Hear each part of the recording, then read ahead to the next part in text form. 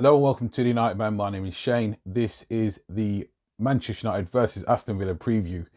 We're going to be going through top players, players that are of great danger to Manchester United from Aston Villa, which there aren't very many.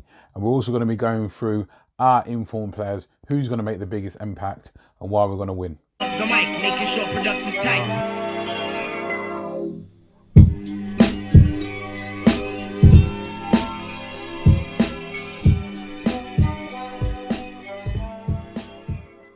So we're facing up against Aston Villa, a team that are fighting for their lives in the Premier League. We're trying to obviously ascertain whether or not we're going to be able to finish in the top four or finish in fifth place and by sheer luck finish in the Champions League place because City gets kicked out. Now the form table will tell you that we are the form team in the Premier League. However, we seem to be conceding very silly goals and giving away opportunities to the opposition. Now it seems that as though when we're playing against the bigger sides, we're fully focused, we're fully on point, but when we're playing against the bigger sides, we seem to lack some concentration, namely our centre backs and our goalkeeper especially. Now, as I mentioned, we're the form team in the Premier League with 4 wins in the last 5. The only points we dropped was a draw away against Tottenham on the return from the lockdown. Having said that, that was Paul Pogba's first game back. He came off the bench, obviously turned the tide of the game after, as I mentioned, well, I wouldn't say it's completely David De Gea's fault, but between our centre-backs and our goalkeeper, giving and gifting Tottenham a goal.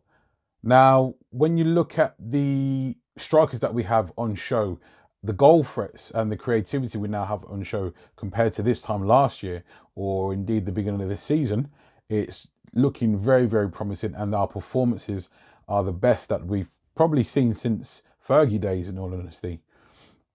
So that should give encouragement in terms of where we're going to end up next season, but for now we do need to focus on whether or not we're going to be able to achieve a Champions League place. As I mentioned, the informed strikers are obviously Anthony Martial, Marcus Rashford and Mason Greenwood.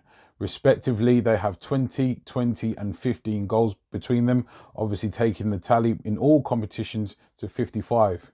Just to drop an Easter egg on that one, that is actually better than the Liverpool's so-called amazing front three. Now, in the last 5 games, we've scored 14 goals and conceded 3. Not too bad considering the amount of, let's say, not so conventional chances we've been giving away to the opposition, i.e. Harry Maguire getting nutmegged against Bournemouth and Steven Bergwijn literally bursting through in between our centre-backs and rollicking it straight out of our goalkeeper and ending up in the roof of the net.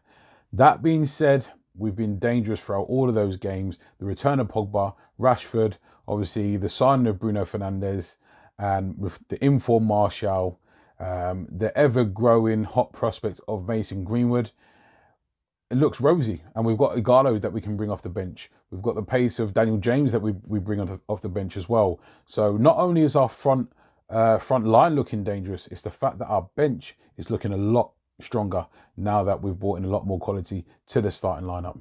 As I mentioned, the signing of Bruno Fernandes, as it's been well documented, as it's been well said beforehand, his arrival has sparked something new in Manchester United. It sparked a performance and a will and a desire to go out there and perform. And not only perform, produce goals.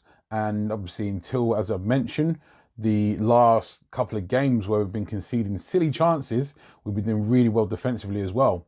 Now, I kind of feel like there's some complacency in terms of our defensive duties because of how well we've been attacking other teams. That being said, other teams have so much to watch out for us now.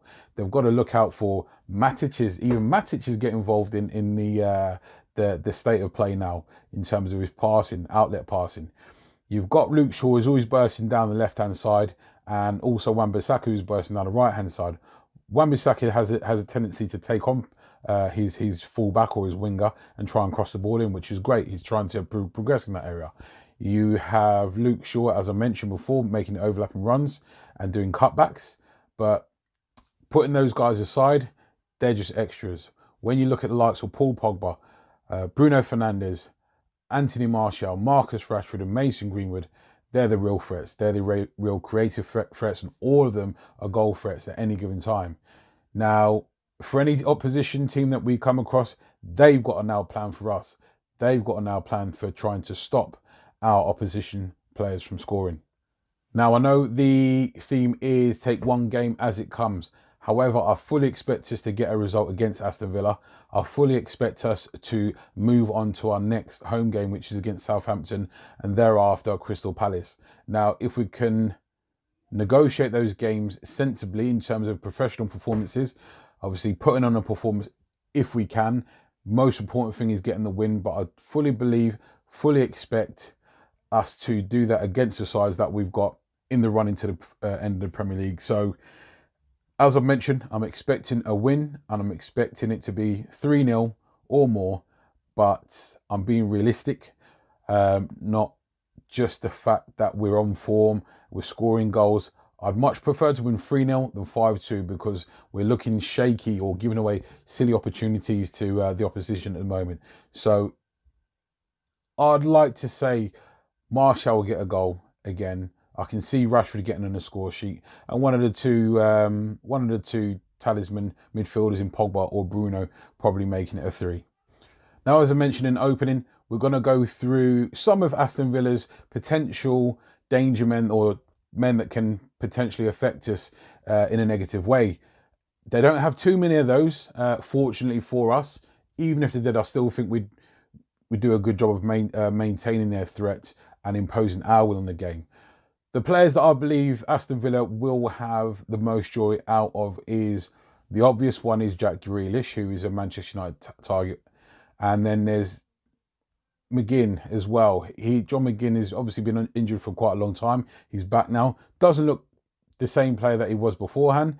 Still a threat though. And for me, that's, in terms of immediate threat, that's all Aston Villa has. So that's my prediction. Much appreciated for you joining me. Make sure you subscribe and keep up to date. Don't forget to hit the notification bell so you can stay up to date with everything Manchester United. I'll see you in the next one.